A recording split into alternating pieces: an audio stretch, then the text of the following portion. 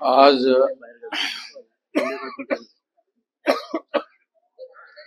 बाबा आढाव यांच्या माध्यमातून ईव्हीएम मशीनच्या विरोधामध्ये उपोषण सुरू करण्यात आलेलं आहे.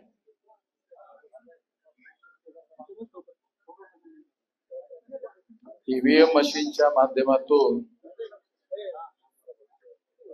फ्री, फेअर अँड ट्रान्सपरंट निवडणुका होऊ शकत नाही, ज्याचं आश्वासन भारतीय घटनेने भारतीय जनतेला दिलेलं आहे. फ्री, फेअर अँड ट्रान्सपरंट निवडणुका ह्या केवळ निवडणुका नसून भारतीय जनतेला दिलेला मूलभूत अधिकार आहे, फंडामेंटल राईट आहे. आमच्यामधील बहुसंख्य लोकांना राईट आणि फंडामेंटल राईट मधील फरक लक्षात येत नाही. काही वकील लोकांना समजते ते फक्त, आणि म्हणून मग ते हायकोर्ट, सुप्रीम कोर्टामध्ये फंडामेंटल राईटच्या आधारावर केसेस घेऊन जात राहतात. परंतु हे जे फंडामेंटल राईट्स आहेत, ज्यामध्ये हा मूलभूत अधिकार आहे फ्री, फेअर अँड ट्रान्सपरंट निवडणुका,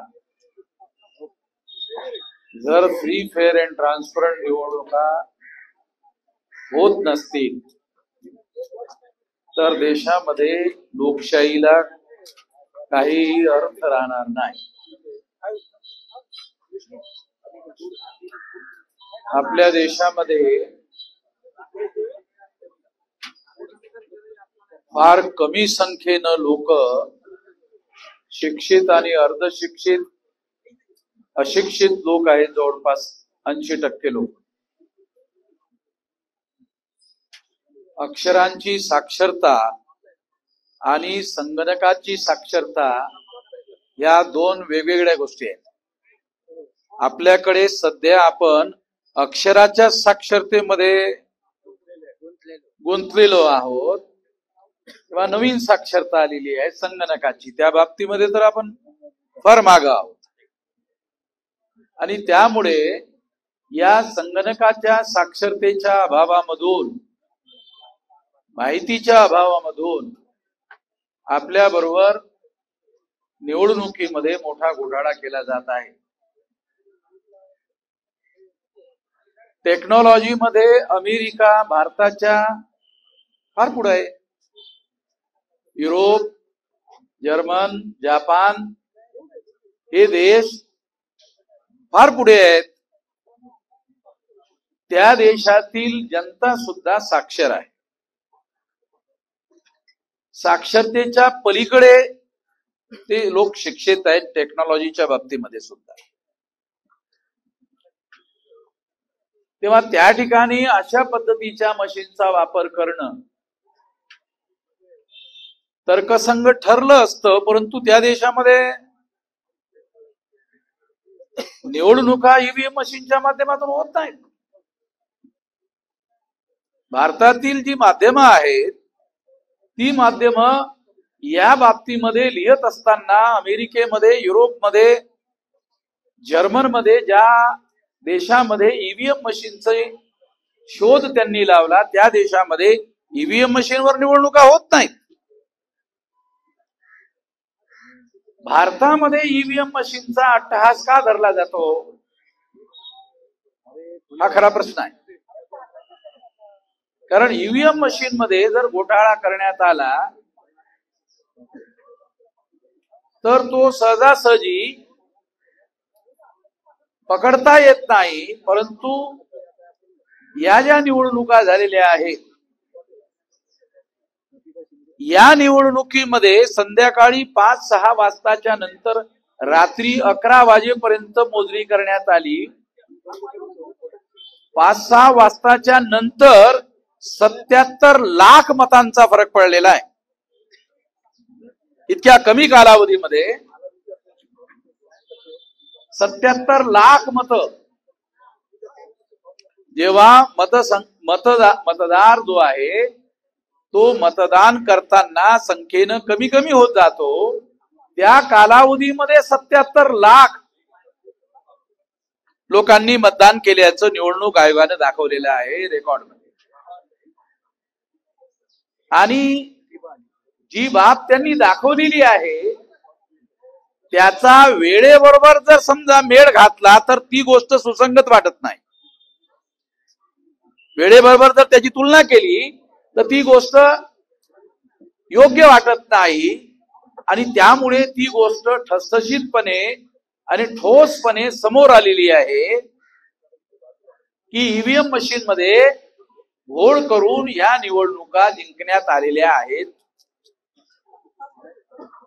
इतके दिवसापर्यंत ह्या गोष्टी बोलल्या जात आहेत, परंतु निवडणूक आयोग याबद्दल अवाक्षरानं सुद्धा बोलताना दिसत नाही, एक अक्षर सुद्धा बोलत नाही. निवडणूक आयोगाची या बाबतीमध्ये निवडणूक आयोगाची जबाबदारी आहे, केवळ जबाबदारी नाही जबाबदेही आहे. जबाबदेही म्हणजे काय? लोक जर प्रश्न उपस्थित करत असतील तर त्याची त्यांनी उत्तरं दिली पाहिजेत. आणि ते उत्तर देण्यासाठी निवडणूक आयोगाकडेच सर्व प्रकारचा डाटा असताना सुद्धा ते का देत नाहीत? ते असं म्हणतात की पारदर्शी निवडणुका झाल्यात. मग झाल्यात तर त्यांनी त्या गोष्टी आकडेवारी सहित मांडायला काय हरकत आहे? जनतेच्या समोर मांडल्या पाहिजेत. ते तसं मांडताना दिसत नाही. त्यासाठी निवडणूक आयोग पुढाकार घेताना दिसत नाही.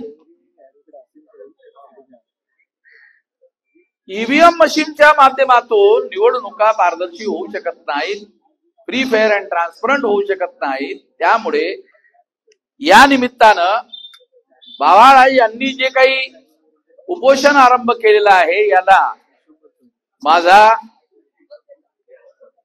केवळ शाब्दिक पाठिंबा नसून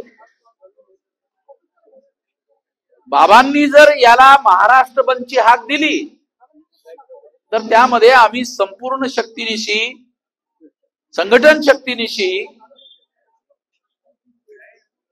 त्यामध्ये आम्ही उतरू. सर्व संघटन त्या पाठीमागे बाबांच्या राहील. सुप्रीम कोर्टावर विसंबून राहण्यात अर्थ नाही.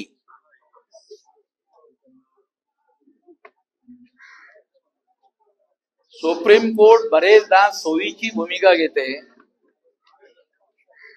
त्यांच्या समोर तथ्य मांडले असताना सुद्धा. म्हणून आपण कोर्टामध्ये या मुद्द्यावर जाण्याच्या ऐवजी बाबा आढाव यांनी उपवास आरंभलेला आहे, तेव्हा ही चळवळ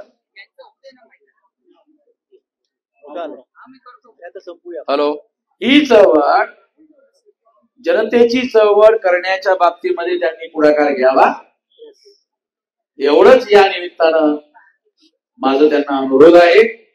आणि त्या आंदोलनाला, जनतेच्या आंदोलनाला महाराष्ट्रातील गावागावापर्यंत पोहोचवण्यासाठी आम्ही पूर्ण शक्तीने पाठिंबा देऊ, एवढंच या निमित्तानं घोषणा करतो.